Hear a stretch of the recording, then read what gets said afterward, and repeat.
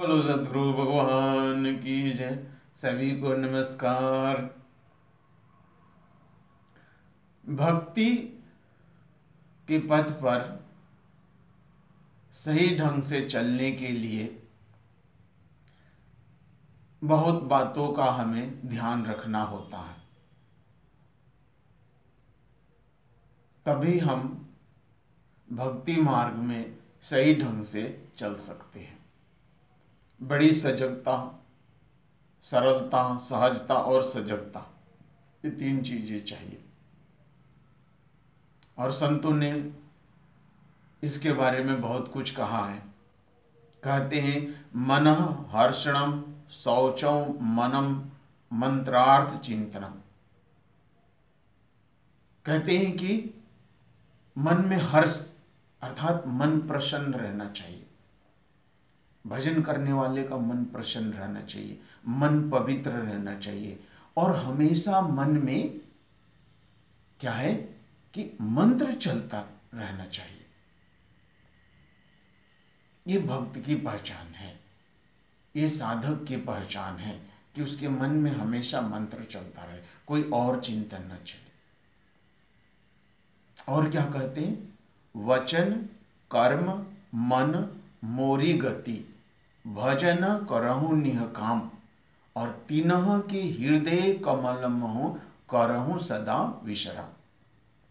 अर्थात वचन से, कर्म से और मन से गति किसकी तरफ होनी चाहिए? प्रभु की तरफ। हमारी गति परमात्मा की तरफ होना चाहिए, वचन से, कर्म से और मन से। मतलब वाणी, कर्म और विचार, ये तीनों में समानता होनी चाहिए, ये तीनों में भेद नहीं होनी चाहिए। जो बोल रहे हैं, जो सोच रहे हैं वही बोल रहे हैं, और जो बोल रहे हैं उसी को हम अपने कार्यों में रूपांतरित कर रहे हैं। तो भक्त का चरित्र ऐसा होना चाहिए, एक जैसा। अंतःकरण एक, बाह्यकरण एक, अंतर और बाहर एक जैसा उसका होना चाहिए। पहली चीज है, इसको आचरण भी हम बोलते हैं, चरित्र भी बोलते हैं कि साधक जो है वो चरित्रवान हो, उसका आचरण पवित्र हो, उसका एकांत पवित्र हो। और वचन से, कर्म से और मन से उसकी गति कैसी हो? भगवान की तरफ हो, उसकी सोच भगवान की हो, उसकी वाणी में भगवान हो और उसके कर्म में भगवान दिखे। भगवत भावना लेके संसार का कार्य करे। तो ये होगा, मन वचन और वाणी जब एक जैसा होगा और कर्म एक जैसा होगा तो कहते क्या है? भगवान कहते हैं कि मैं ऐसे लोगों के हृदय में वास करता हूं, ऐसे भक्तों के हृदय में वह निवास करता हूं, उनका निवास स्थान बन जाता है। ऐसे भक्तों का हृदय जो है वो प्रभु का निवास स्थान बन जाता है। और बहुत सरल चीज है, कोई कठिन चीज नहीं है। तो आध्यात्मिक पथ पर सुगमता से, तो पहली चीज है आपके अंदर में सरलता और सहजता है। दिखावा नहीं होना चाहिए, जीवन में दिखावा नहीं। जीवन बहुत ही सरल और सहज हो, मन वचन और कर्म में भिन्नता ना हो, एक समानता हो। मन में प्रसन्नता हो, मन में पवित्रता हो, आचरण पवित्र हो और हमेशा मन में क्या है कि प्रभु का ही सुमिरन चले। ये भक्त का लक्षण है। तो ऐसा लक्षण आप में आ जाए तो देखेंगे कि प्रभु आपके हृदय में निवास करने लग जाए। हनुमान जी के देखे ना हृदय में, हनुमान जी ने फाड़ के दिखा दिया। तो भगवान जो है बाहर कहीं नहीं है। हम तीर्थों में, हम मंदिरों में, मस्जिदों में, कहाँ कहाँ ढूंढते फिरते हैं। अरे भगवान तो हमारे अंदर है। मन मंदिर में है, हमारे मन के मंदिर में। लेकिन वह मंदिर पवित्र और साफ सुथरा रहेगा तभी उसमें वो दिखाई देंगे, या जब भी उसका उनका निवास होगा। उसकी शर्त यही है कि वो पवित्र हो, स्वच्छ हो।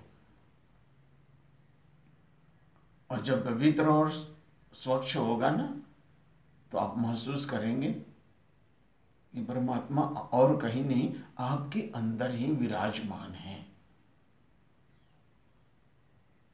और उसके लिए क्या चाहिए? आज का आपका आचरण पवित्र चाहिए। मन, वचन और कर्म में समानता होनी चाहिए। सबके लिए समभाव। कुछ भी संसार का कार्य करते हैं, ऐसा सोच के कीजिए कि मैं भगवान का कार्य कर रहा हूँ, ना अपना कर रहा हूँ ना किसी और का कर रहा हूँ, बल्कि किसका कर रहा हूँ? भगवान का कार्य कर रहा हूँ। तो इस भावना से जब कार्य करेंगे तो कर्म करते हुए, संसार का कर्म करते हुए भी आपका भजन हो रहा है। जब ये सोच के करते हैं कि मैं भगवान का कार्य करता हूं, संसार के कार्यों को अगर आप भगवान का कार्य समझ के कर रहे हैं, तो कर्म करते हुए भी आपका भजन हो रहा है। कर्म करते हुए भी आपका भजन हो रहा है। इसीलिए सभी कर्मों को, और क्या करना है? कर्म करके भगवान को समर्पित कर देना है। परमात्मा को आप अपने कर्म को समर्पित कर दीजिए, तो कर्म बंधन से आप छूट जाए। तो वचन, कर्म और मन में कोई अंतर नहीं होना चाहिए। एक जैसा, अंदर और बाहर एक जैसा। फिर आप देखेंगे कि आपके अंदर ही भगवान का निवास स्थान है और कहीं ढूंढने जाने की जरूरत नहीं है। और गुरु के द्वारा बताए हुए मार्ग का अनुसरण करें। अधिक से अधिक कोशिश करें कि उनके बताए हुए पर चले। कोशिश कीजिए कि 100% चले। कोशिश हमारी 100% रहनी चाहिए। और श्रद्धा और प्रेम, जो पहले मैंने बता दिया, सेवा, हर कार्यों को भगवान का सेवा समझ के करते चलिए, आगे बढ़ते चलिए। और यहीं से भक्ति का अंकुरण होता है। कर्म को जब सेवा समझ के करेंगे ना, तो हृदय में, मन में आनंद पैदा होगा। तो कर्म को सेवा समझ के करना। और किसकी सेवा? भगवान की सेवा। हर कर्म को, हर एक कर्म को भगवान का की सेवा समझ के करना है। फिर देखिए आनंद ही आनंद आ रहा।